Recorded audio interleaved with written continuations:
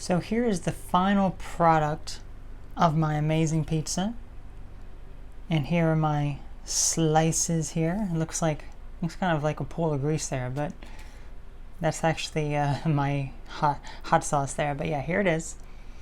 So let me tell you what I got on in here. I got my pizza crust, of course. And then on top of that, I took my black garlic. If anyone's ever had any black garlic, and you can spread that on it. So I spread the black garlic on the pizza crust.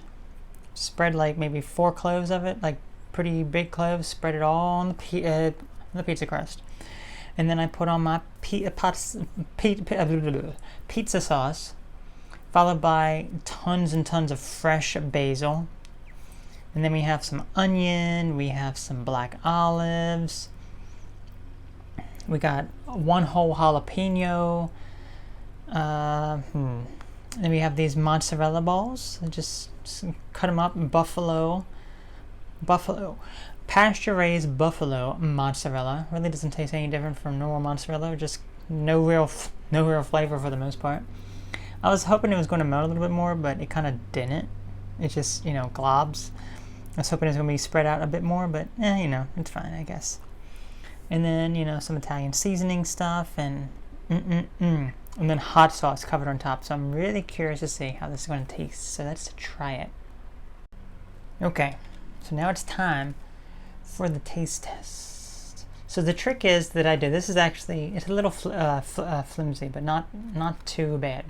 So basically, how I cook it is, I put all this stuff on with the volume of stuff that is on it. It does make it so it gets kind of soggy in the center because all of like the juices and such, accumulate in the center. Like you have some of the oils from the cheese, you have some like water from some of the vegetables, all that sort of stuff just kind of builds up and it kind of goes in the center and it makes it soggy. But then you need to cook it long enough so that the crust, in the center gets crunchy enough, but you don't want the crust on the outside to get all burnt. So basically what I do is I put it all on aluminum first, and I kind of crinkle in the sides to cover the actual crust that's exposed.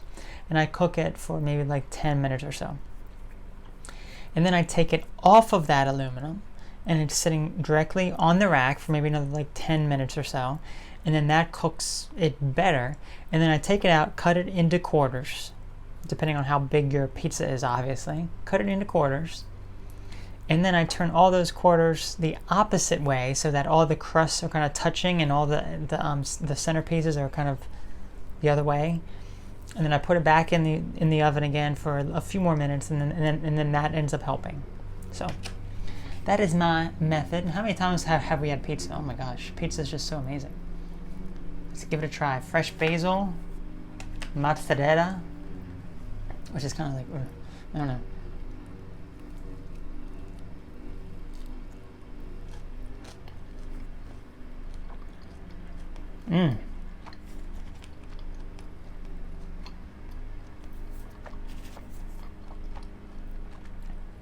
Very strong flavor of basil.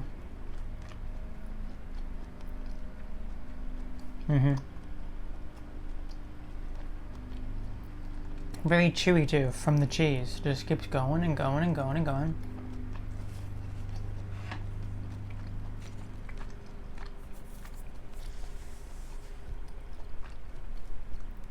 It's all chewing. As I said, the cheese doesn't really have much of a flavor.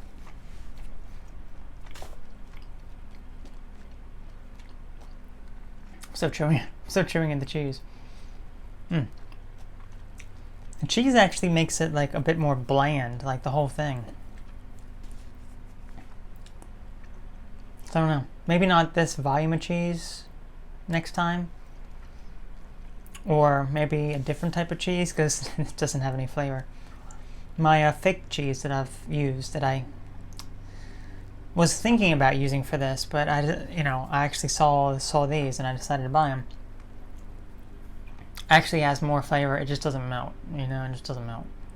But that one, like the texture of this cheese is more like rubbery and kind of gummy, Whereas the fake cheese is more like slimy, so it kind of like sticks to like your teeth and everything. This one doesn't. So it's interesting. So, yep, let's get, and that's right, that's right, black olives. Did I mention black olives? I don't remember. A lot of black olives too. And then these jalapenos, they're like duds. Duds. Nothing spicy about this.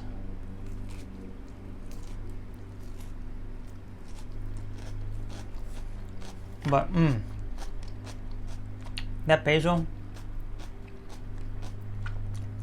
can't really taste much of the black garlic. Maybe like a little bit.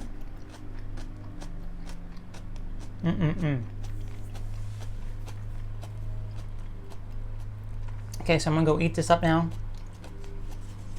Very good. Cheese is kind of, but thumbs up.